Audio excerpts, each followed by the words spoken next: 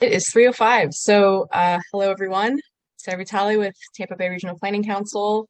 Thank you for taking the time out of your busy day to meet with us.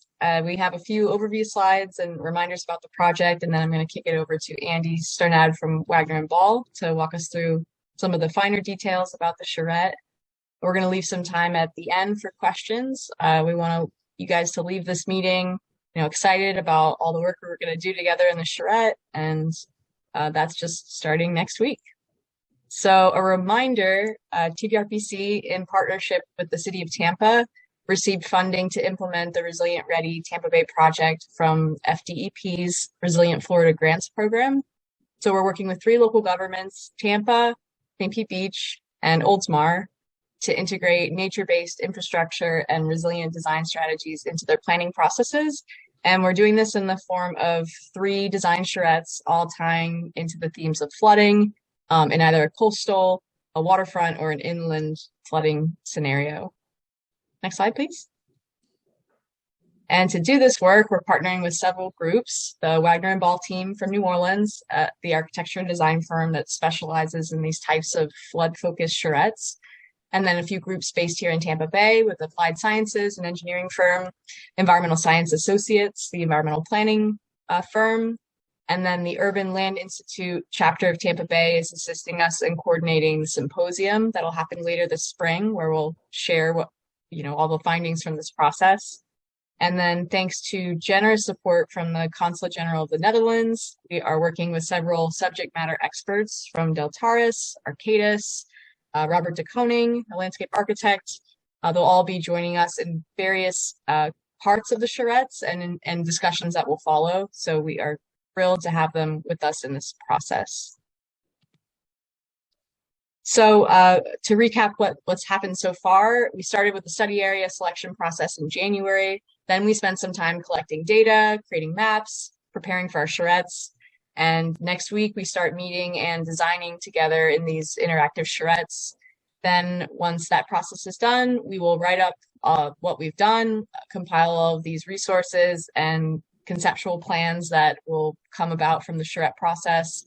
And then we hope to end this process with case studies that other local governments from throughout the region can learn from.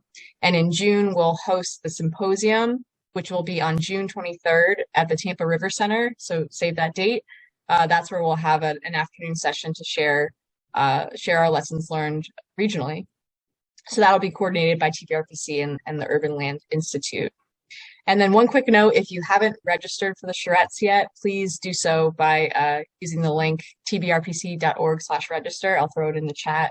We want to make sure we've got a head count and that everyone who's joining us can eat lunch with us. So with that, Andy, take it away. Thanks. All right, thanks, Sarah. And I'm Andy Sternad at Wagner Ball in New Orleans. I'm an architect and urban designer and the project manager, co-lead for this project with Brian Cook at Applied Sciences. The purpose of today is really to talk with y'all about how we see this charrette developing in terms of issues and in terms of logistics. So anything's open for conversation. Please feel free to jump in any questions at any point. But I'll show some slides here for about the next 25 or 30 minutes and then have some time for discussion, questions at the end also. But this is the second of the briefings we've done. Yesterday, we talked to North Tampa, folks at the City of Tampa and stakeholders there. That's a contained site, sort of representative of the sink landscape inland, sort of karst sink landscape in a suburban condition. Today, we're talking to y'all in Paso Grill, and that will be the second one of our back-to-back charrettes next week. And then we'll be moving on to Olds Park and sort of the coastal Bayfront district there the following week. So we're just trying to capture representative parts of the landscape. The agenda for today, so to talk a little bit about Paso Grill, the idea of the project, the goals, and some of our mapping, some of the resources we'll be bringing to the charrette next week is kind of base materials to discuss and iterate on. Show a couple of ideas for design concepts from elsewhere that might be relevant here, kind of inspiration for our thinking and working, and then some more detail about the agenda and participants for the Paso Grill charrette. So site context and just a little bit of an overview how we're thinking about this. We'd like to use this resilient ready process to demonstrate new forms of collaboration. So working with local people, with designers and engineers in maybe a new way. So I think it's a process that may not be so familiar, one that's not so ready at hand around Tampa Bay, but has proven to provide a lot of benefit elsewhere in terms of integrating different ideas and resources and benefits, whether that's through existing projects or new ideas. So that's 2 and 3. We'd like to take a look at some of the existing projects underway and maybe see if there are things we could add or shift course a little bit to find alternative and additional benefits, being respectful for the work that's already completed and underway, but also maybe developing some new ideas. And especially in the case of Paso Grill, there's a larger question to engage about the future of habitation on barrier islands and what that looks like. And that's really tricky. So that may start to talk about different policies over time. We'd like to talk with you over the course of the charrette about different timeframes to think about, kind of short, medium, long term, and what that means to you and how you recommend we think about that. But this is really just the first step. This resilient ready effort in this charrette is really the first step in kind of a longer term, what we hope to be a longer term engagement and conversation. There's already a lot of information out there about barrier island adaptation and specific policies and strategies around Tampa Bay. So we're already entering that stream and hope that it continues beyond us. And then finally, replicability. What does the work in Paso Grill mean for other coastal areas, whether that's at the project scale of a seawall and living shoreline, dune restoration and bigger coastal sediment transport questions, or other barrier islands in Florida and elsewhere. So it's kind of a big spread, but basically think about it as project-based and maybe system-based. So we'd like to look at both of those things. We've done some initial look at geology, at a lot of different types of mapping. I'll just give you a preview here coming up. These watersheds and water storage targets are a little more applicable for the Oldsmar and inland Tampa sites.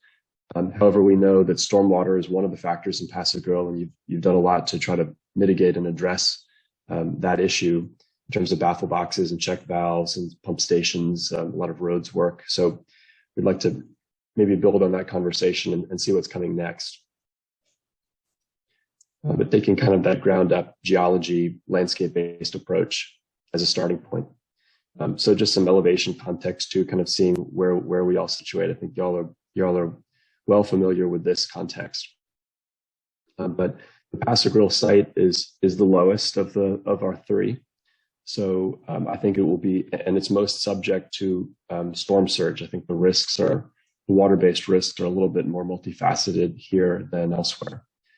So sea level rise obviously is a primary consideration, storm surge, rainfall flooding, and maybe some groundwater issues, salinity. So zooming in, turn the map to get the island to represent a little better. So north is now shifted to the right. And I'll take a half a step back. Just groundwater made me think about some of the participants. We're going to have some really great expert resources in the room locally and internationally. So I hope some more questions will come up, even more than those that I've identified. So just looking at the relative elevations, I'm speaking to y'all locally to make sure that I understand the issues, but also to some of our other participants from elsewhere who are using this to get up to speed. But the dune side, the Gulf side, which is to the north up in this image, is the high part of the island, sloping back to the pass. And we see the kind of relative elevations there. Historically, this is a place that's in a landscape that's in flux. So, and those geologic processes are continuing around the things that we built more permanently. So I think you'll see over time how Shell Key, kind of to the left in this image, and a lot of the sand of the island itself have shifted around over time and maybe been fixed in place through human infrastructure that's somewhat artificial in this dynamic landscape. This image also brings to mind the issue of access and egress. So I think that's a consideration, especially on barrier islands, as we think over time how conditions become even more variable than they are today. Maybe there are times when you have to leave for a while and come back, like in a hurricane for storm surge. So there's a little bit different idea of what it might mean to live on a barrier island than in a place on a little bit higher ground inland.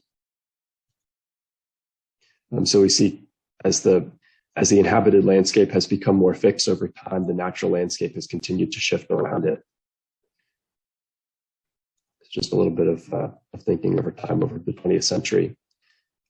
This site in Paso Grill is also one of the most historic of the three that we're studying. So there's, I think, an extra layer of character and just sense of place that's important to recognize and hopefully leverage. And then we get basically to where we are today.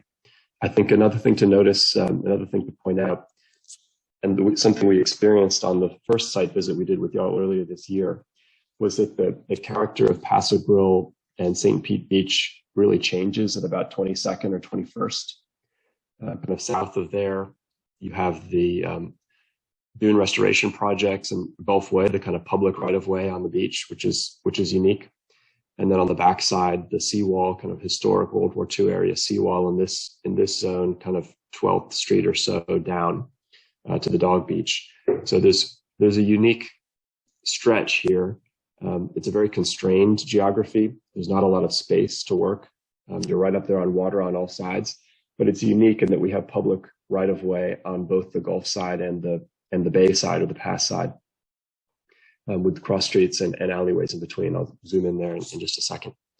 But there's a real kind of unique character, and I think Paso Grill itself is unique in type for some of those reasons, but we can also pull out those individual examples, whether it's a dune and a beachfront or a seawall and a pass and a bay side, that may be just unique and individual projects to themselves. So we talked about the elevation. In terms of flood risk, basically all of Paso Grill is in the 100-year FEMA floodplain, and most in the coastal high hazard area.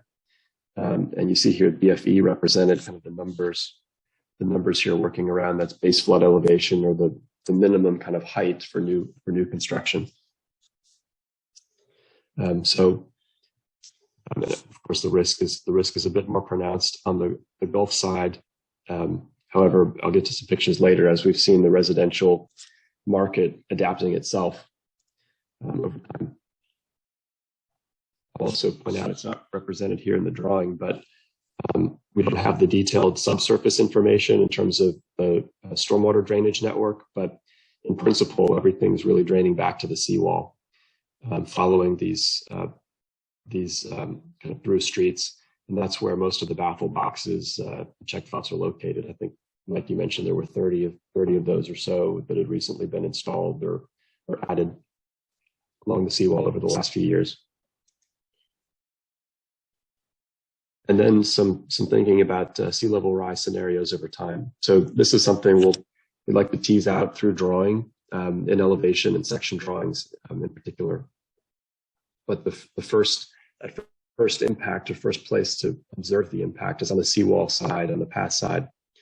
And we know there's projects and some thinking underway to raise that seawall. When we were out there with y'all, you told us there was kind of a 5+5 NAVD88 target for that seawall. And so that's about 2 feet higher than what's there today. And we'll see that in pictures in just a minute. But that has consequences for the stormwater system, for what you impound behind it, as well as for the pass side and how we think about sand deposition, erosion, and some living shoreline possibilities that may be able to be added or layered into that project, whether in the near-term project itself or layered on over time, if we can anticipate what might come. The sea level rise challenge, obviously you can't pump the ocean. So there's a little bit different thinking about this on a barrier island. And I think that's where those questions about temporal and habitation come in. How do we think about raising assets above those levels and maybe inhabiting them or accessing them in a different way than we do today, a more dynamic, nuanced way? Thinking about the land use and and just public versus private. We're always looking for ways to leverage investments and add value.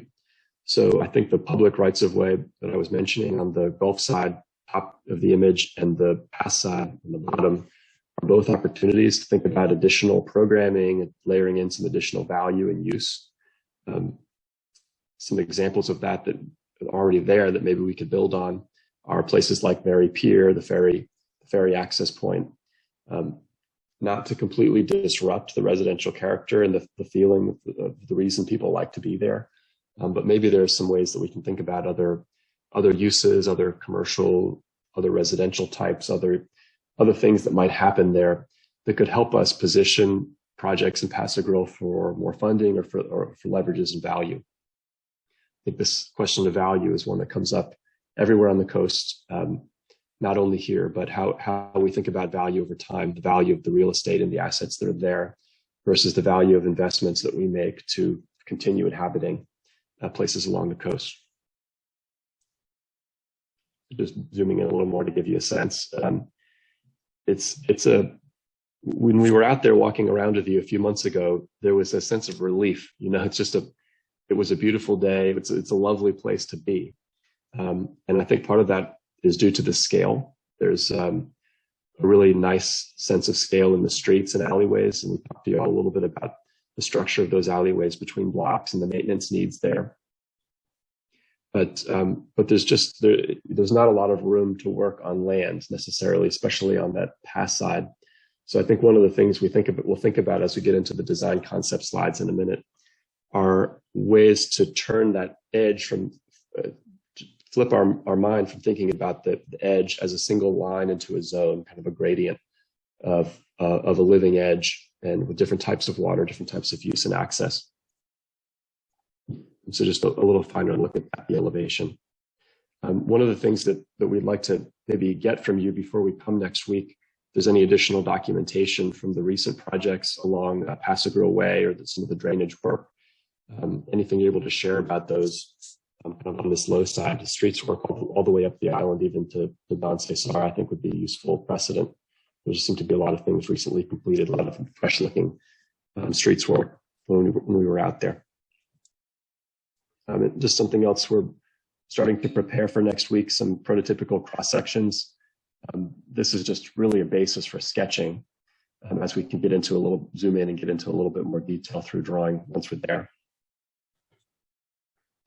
So just a sense of the character and observations from the last few months. Here we are with Mr. Clark, Brian, and our local resident we met out on the seawall. This is from about 12th or so. This is at about 12th looking north where the privatized side of the pass begins. And then just some other edge conditions a little farther up the island. There's some places where living shoreline is kind of creeping in, whether intentionally or just naturally. Some other uses along the seawall, from fishing, popular place to fish, the ferry going across from Mary Pier. And you see just general kind of condition of the seawall, this historic in the sense that it's old seawall. I'd say visually, there's maybe not a lot of character to build on the seaward side, even though a lot of work has been done in the street. Some other stormwater management aspects that are already in place, the baffle box on the left, kind of, and then here's looking down into that box there, where some of the stormwater outfalls are located through the seawall. And then a pump station, small pump station located kind of embedded within the seawall. So here's that existing elevation that would be, you can kind of see that existing elevation that would be added +2. And this is down at the south of the dog beach, so you kind of see the general character. Issues of sand accretion down at the south end. The risk of confusing you, I'm going to go back to the map for a second. So here's the dog beach here down at the end. The longshore currents are kind of moving towards the south, so sand is moving this way. Scouring the beach and the dunes on the Gulf side and actually growing, depositing around the island at this dog beach location. it's something we'd like to understand better, and hopefully I saw Dr. Wang might be on the phone, and some other Simplipars joining us. So the sand at the dog beach looking south here at the tip of the island is sort of growing and accumulating on its own while we're losing sand on the other side of the island. Some of the residential character from historic homes and sort of the historic relationship directly to the seawall to new homes and retrofits that are meeting those new BFE targets and rising out of the floodplain.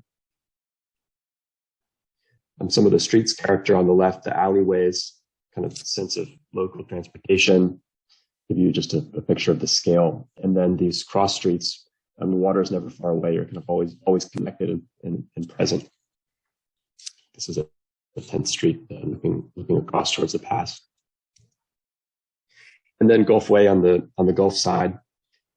This sort of barrier wall itself with a few places to cross through to a really constructed dune landscape that's had beach nourishment over the years, even as recently as 2014 or so, I think. I'm not sure if there's been a nourishment project since then, but it was really scouring even while we were there. And you can see it down at the end of the island here. This is out on the jetty. You can see the sand actually moving. Well, if this were a video, you'd actually see this kind of sand plume flowing south out around the jetty and coming back around the island. Back around this way, this is the hotel down at the end. Sand kind of moving around towards the dog beach. With this evidence of scour up by Hurricane, the Hurricane restaurant. 10th Street, 9th, 10th Street, the plaza there on the Gulf side. So I think there are some bigger questions at play about Army Corps projects, the nature of sand nourishment, what to expect and what can be done. That's obviously a much bigger conversation than we can really resolve in a day or two of Charrette. So I hope we can get the expertise to bear just to help us frame questions and give the community and you all as leaders a sense of options and what's coming. So just a quick image and where we're staying. We'll be staying in downtown St. Pete. Maybe that's more detail than you're interested in, but right by the St. Pete Pier, which I think is an interesting example, maybe an interesting example of what's possible aesthetically. There's sort of an interesting landscape approach where the landscape's disconnected from the water. I think we'd like to think about it in a little more integrated fashion. But piers and sort of ways to inhabit the edge, I think, are applicable as lessons. If we can take regional lessons and compare, contrast, maybe find new approaches for Passage Way and the seawall, be useful, including for signage and public education. I think St. Pete Beach has a nice signage program and a nice graphic identity. It's something we could build on. So just another precedent park down the way at Fort DeSoto. I think we'll be there for a visit on our day one of this charrette in the morning, just to see what the naturalized landscape looks like. Okay, design concepts. There's some different kinds of components. Most of these are well known, kind of kit of parts, but the things we'll be looking at: usefulness, relevance, application, how to apply them at scale or as prototypical test cases. From the coast, from seawall replacement, living shorelines and breakwaters, the sand question, some stormwater management questions, and then some community aspects. So both how people are using coastal resources and public spaces at the edge, to community rating, the community rating system, FEMA's metric, some other policy questions, and maybe some other ways to inhabit, for whether it's boardwalks, platforms. I think we're not going to get too much into the residential adaptation question. We're not going to get too much into property acquisition question. I know those can be some hot button issues, but we just want to put different options that have been used elsewhere on the table and see how they might apply in this context. Elsewhere, this is a diagram from Louisiana, but we think about multiple lines of defense. Passagerel may be just one idea. We think of living lines of defense. So changing that line to a zone. This is maybe just to contextualize the barrier island function in the wider landscape. obviously you all know this well. Some of these features may apply, some of them don't in the particular barrier island condition. But when all else fails, you evacuate. At least you do from behind the levees in Louisiana, and that's definitely something to think about on a barrier island, not just in times of storms, but maybe what it means coming and going on a more monthly, weekly basis in the future. I think this is a concept that we'd really like to test in Pass-A-Grille, especially on the pass side. This is a diagram from a Moffitt-Nichol team related to the Army Corps' Back Bay study, a coastal storm surge study in Miami. And it's an alternative that they proposed in parallel to the Corps process, but that may end up influencing the Corps' direction in the future. I think you can immediately see maybe some of the relevance here to the Pass-A-Grille seawall in terms of living breakwaters and other kinds of habitat offshore. We need to test the depths, the space available in the Pass-A-Grille specific context. But something like this may sort of amplify the uses that are compatible with the existing context. And we know these conversations are already underway with the Army Corps elsewhere, as may come up in the coastal zone around Tampa Bay. Some examples of living shoreline are already in place at Eulalie Springs. I see armature works there in the background on the Hillsborough River. So and there are other examples of islands, Bird Island in Tampa Bay and elsewhere, where these kinds of coastal living shoreline approaches have already been implemented. But we like to think more at the district and system scale. I think that's something we'd also like to bring, and it's a challenge to us in the barrier island context. How do you think about inhabitation as a system with the natural landscape? So in other places, like our work in Norfolk, that looks like kind of an elevated edge with the living shoreline, that environment, kind of a mid-Atlantic environment, and some stormwater inside. It look a little different on a barrier island. You don't have that high ground to tie into on the back edge. Nevertheless, I think thinking about it as a system and water as a system, we'll try to tease out what that means through drawing. How the components might come together to become more than the sum of their parts, and how we might create a narrative around that idea for future funding applications and for the place itself. And then streetscape. So not to suggest a building like this in Pass-A-Grille, but we want to be thinking more innovatively about what the streets might mean, whether that's raising the streets in some cases, making new space for water in some cases. I think it should be an open design question for this environment. What do streets mean on a barrier island? It may not make sense to continue building them the way we build streets elsewhere in Tampa Bay or elsewhere around the country. And then just a sense of what the sketches that come out of the workshop might look like, or what we hope to produce there with you. And some of these sketches, the one on the right made by Robert in a similar exercise in Charleston, that has ended up guiding that district in thinking over the last few years, incorporating water in a different way.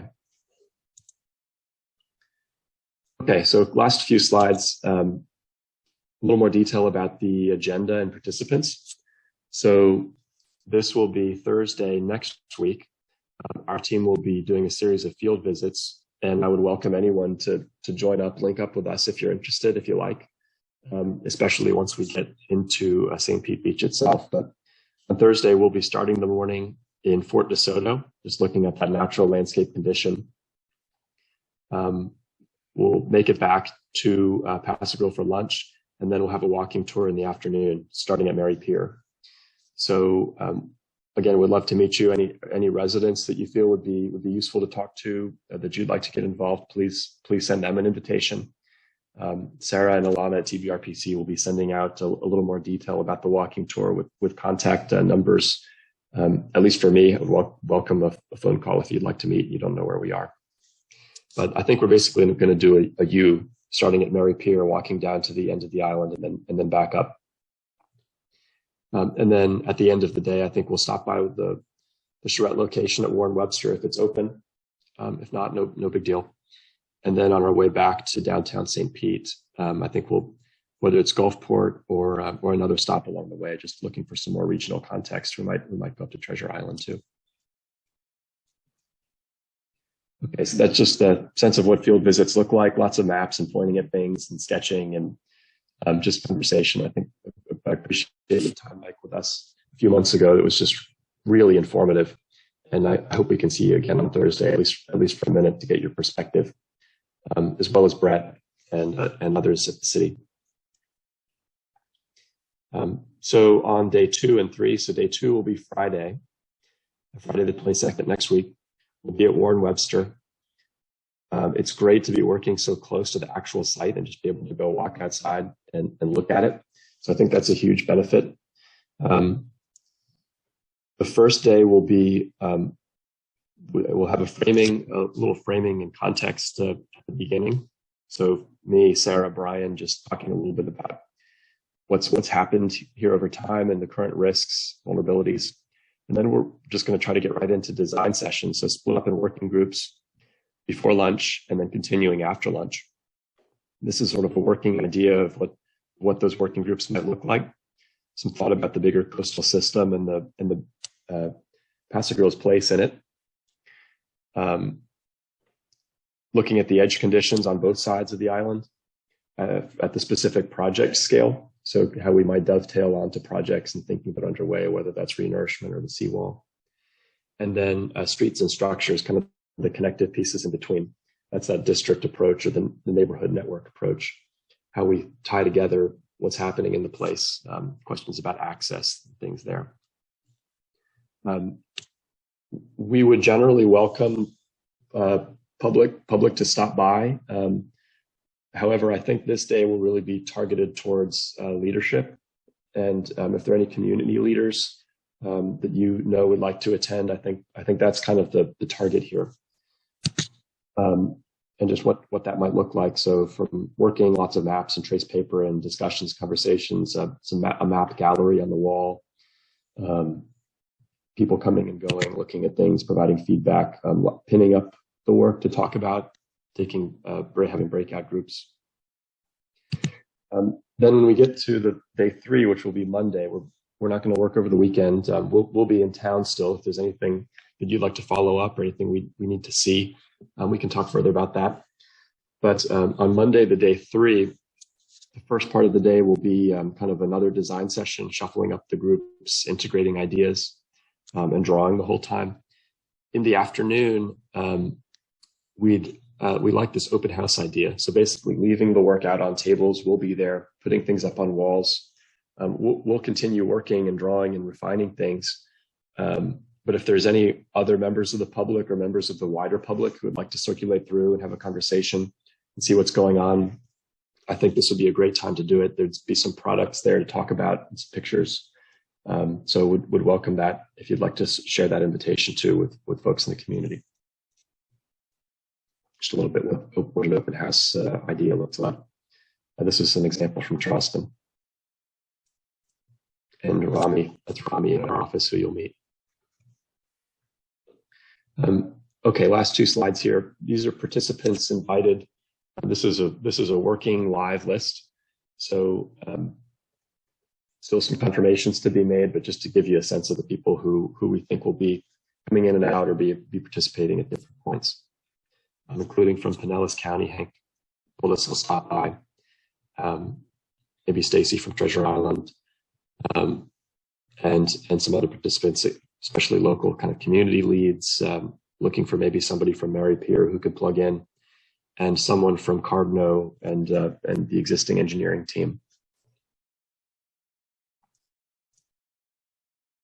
And then our team, I think we'll have a lot of folks there from TVRPC, from Wagner and Ball.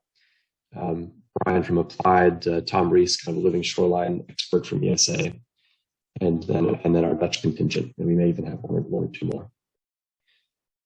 So with that, I think I'll turn it over to any questions or any reflections on our focus. Anything you think we need to refocus on, or any opportunities, or logistical questions. It's kind of all on the table.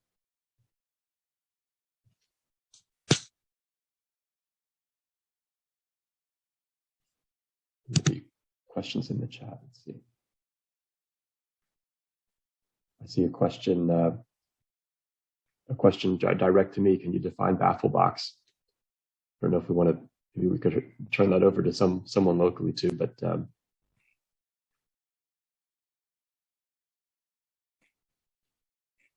think it's basically something at the stormwater outfall point, kind of a point to control the interface between stormwater and tide. Sorry, Andy, Mike here. I was drifting a little bit talking to Katie. You were asking about baffle boxes?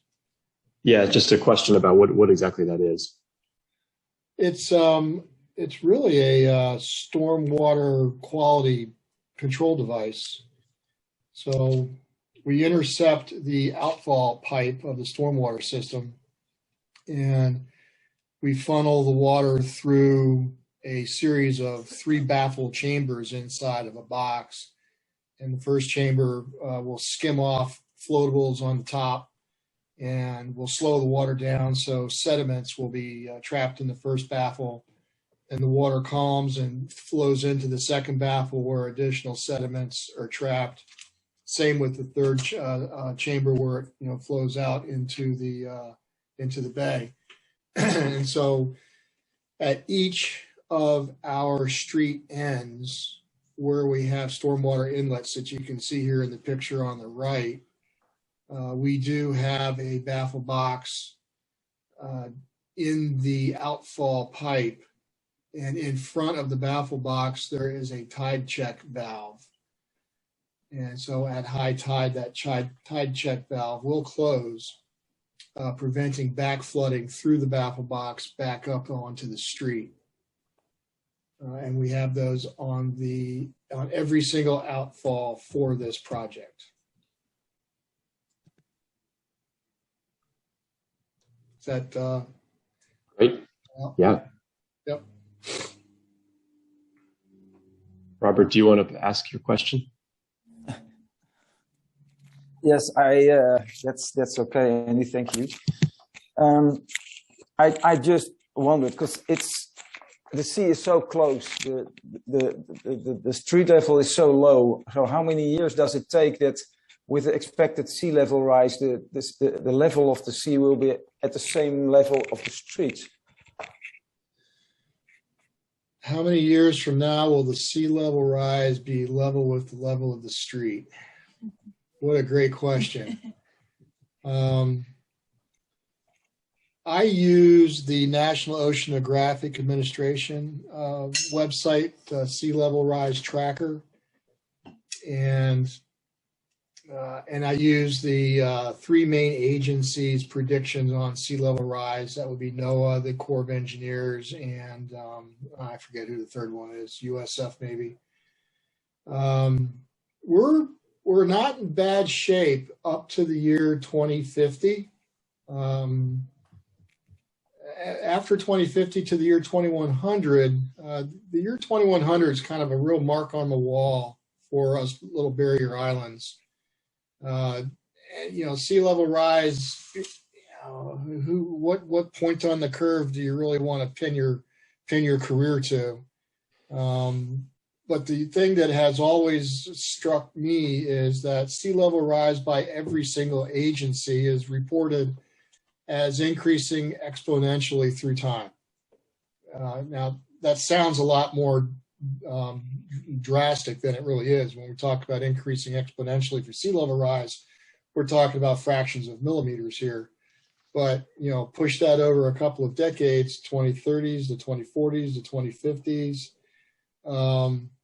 I think that the year 2050 is that decade is going to be a make or break for whoever's here working these types of issues. I think at that point, we may be well seeing water equal with the streets that are not protected by seawalls that are elevation 3.5 or less. Right now, 11% of our city-owned seawalls, there are 54, are subject to overtopping at a high tide, not including sea level rise. They're already being overtopped.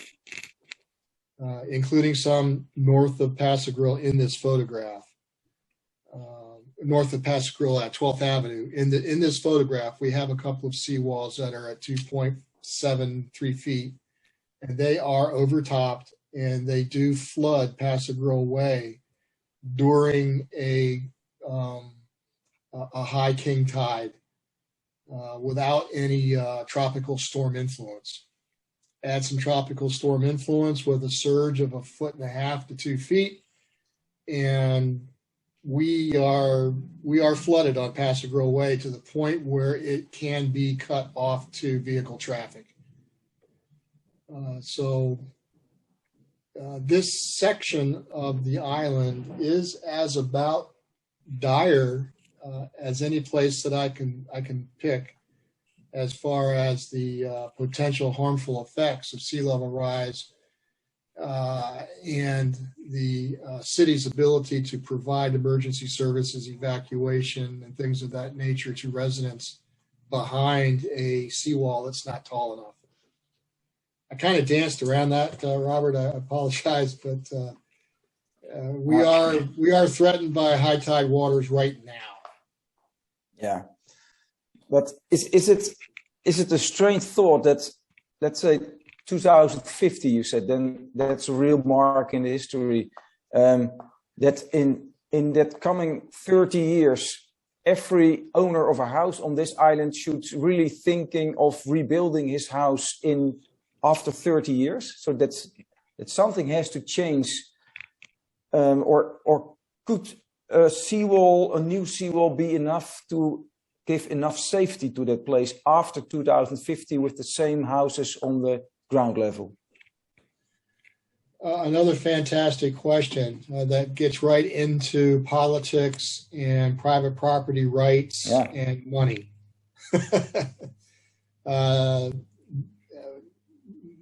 There are a lot of residents that are third, fourth, fifth generation who have inherited their land and their houses from their great-grandparents and are not necessarily of the financial means to elevate their property, elevate their home. In some cases, I'm not sure the home would stand the journey vertical. It just might fall apart on them. But that conversation about what does the future hold, 2050 and beyond, is not really being held right now. We're not. I as Public Works, the resiliency guy, I'm not advocating that we really have that conversation amongst our elected officials. I do want to make them aware. And they have received several presentations from me about what the future holds. No secrets. I'm not holding anything back. But I'm not advocating that we jump into this very complicated conversation about money and property rights and things of that nature. But that conversation is going to come eventually.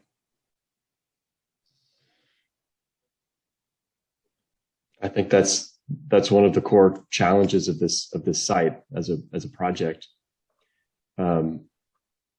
The political conversation and the physical landscape conversation intersect quite directly.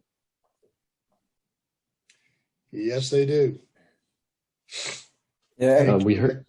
It'll get very emotional too. Yeah, but what we also tried to do in Charleston is to find a way that you get a better balance in landscape landscape forming systems, but also for the inhabitants itself. So if we can level those two up, then we could really make a kind of statement that it's not only about the sea which is threatening, but also that the sea is delivering something. And I think that could be a kind of key to find out where that could be. Mm-hmm. With the three strategies Andy just called, but of mentioned, but it's the way how those strategies involve the residents, the ambitions of Pass Grill. So I think that is something to well, to be aware of, and where we have to really be well, looking at. Mm-hmm. Yes, very much so. Thing I thought might be a good way to wrap our meeting up and be excited about next week, looking at that list of invited participants. You, Mike, or anyone else to comment on might be missing, since we have some time to send some more invitations. And it's actually evolved since Andy stole the list of names, but it's almost accurate. One back behind one. Hold on. There we go. There we go. So yeah, is there anyone from the city that we should also be engaged with and invite to attend? So we're not a very big staff. And so your first 5 right there is like, 50% of our staff. So everybody on the city staff who has an interest is aware that this is going to be taking place. Okay, good. I have not reached out to our residents quite very much. I think I might make a point of getting to our public information officer and see if we can advertise a little bit of a town hall type of meeting in the last hour of the third day on your schedule. Mm-hmm. And that might be nice. So I'll see about that from 3 to 5. Warren Webster, as an odd fact, just happens to be our polling place for voters in districts 3 and 4. So it's well known. Sounds good. Yeah, I'm looking at the list of registrants. I'm going to reach out to Wesley, Lynn, and Vincent, make sure that they register and can have some lunch with us. The rest of those folks are registered. Mm-hmm. Registrations for food, not for tracking as much, so if that's any motivation. There was also, maybe this is the group, maybe not, to talk about the walking tour on the first day on Thursday. But y'all had offered to arrange a bus, or had maybe already done that, transportation of some kind. We're just as happy to walk, and it's not that far. Maybe we'll see and chat as we go. But if there's some accessibility question, or people need help getting around, whether it's us driving or using a bus, we're happy to accommodate that too. But really appreciate the offer. If you'd like to keep it, great. But we're also happy to walk. I'm gonna go ahead and tell everybody to wear some nice shoes. And the reason I say that is our bus driver has moved on to another position, and we're having a little bit of a difficulty filling that seat, so to speak. So I think meeting at Mary Pier and doing a little walk down to First and back around again would really be nice. We did that the first time. You get a good feel for what's going on. Great. Well, let's plan on that. I would like to see if we can reach out to the U.S. Army Corps of Engineers Jacksonville District. They are years into the Gulf side studies on the sand mobility, and there's a beach nourishment that was placed in the infrastructure bill that is now scheduled for about 13, 14 months from now as an out-of-cycle nourishment. But the Jacksonville district is also working on a resiliency nourishment. They've changed their focus from merely just replenishing the sand for recreation and protection purposes to making the new sand dunes more resilient, which means they're going to be placing sand at 10 feet NAVD as their dune apex, and down Passive all the way from 1st to 22nd Avenue. That is a huge, huge change from what has happened in the past. What's the extent you mentioned? Where to 21st?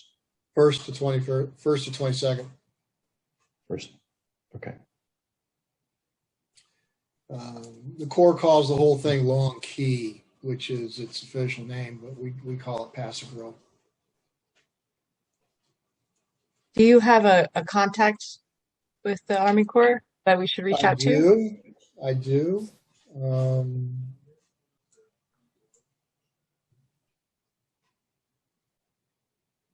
And we can follow up later too and share that.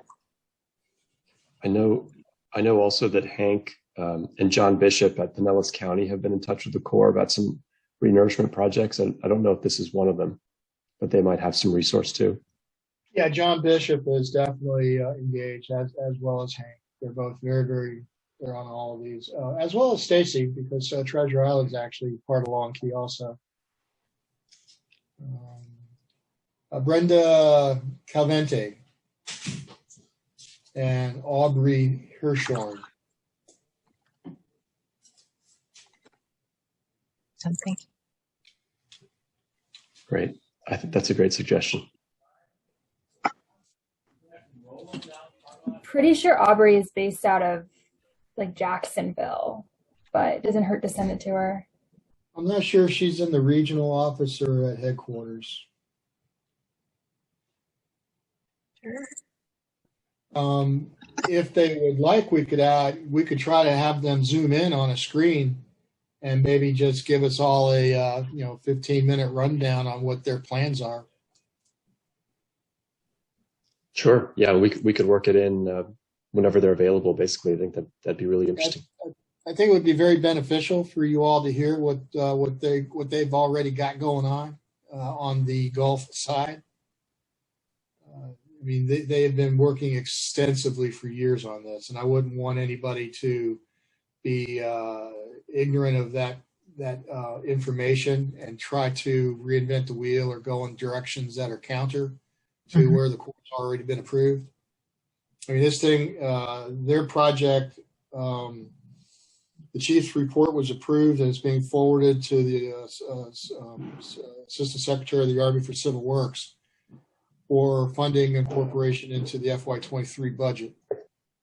So this project has legs.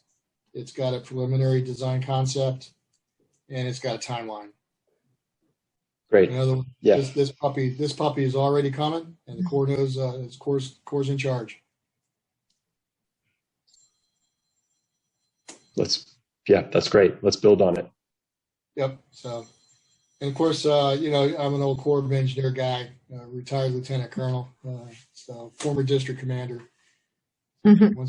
Once the Corps gets their claws into something, they're pretty good at it. You're really just the guy for this job. I'm really excited to hear more about that too.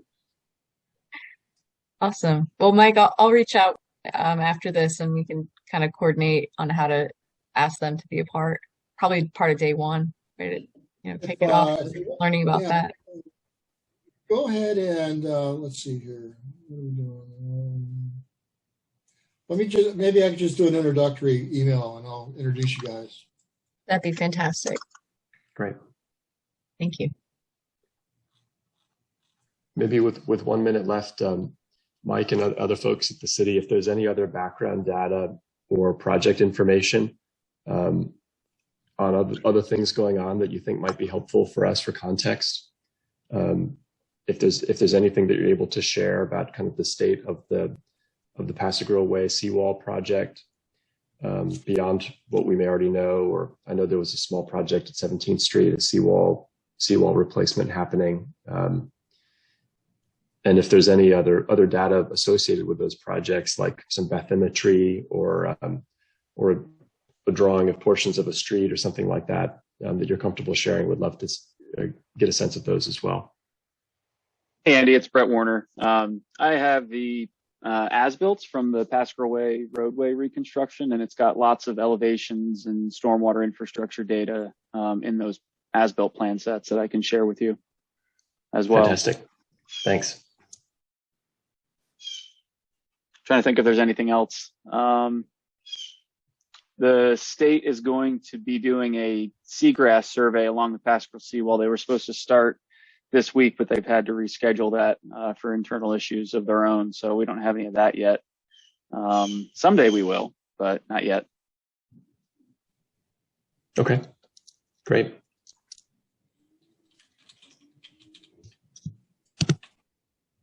Great. Well, it's 4 o'clock. I think we can wrap this up, but if you guys have any more questions, please reach out, and you'll be hearing from us too with a few emails kind of with event logistics and meeting places and all those finer details. But yeah, really looking forward to kicking this off next week. And safe travels, Robert. Sure, I'll talk to you again, but so cool that you're going to make the trip. We'll see y'all on Thursday. Thanks, everybody. Thank you. Looking forward to that. Thank you, Sarah. Thank you, everybody. Thanks. Thanks, y'all. Take care.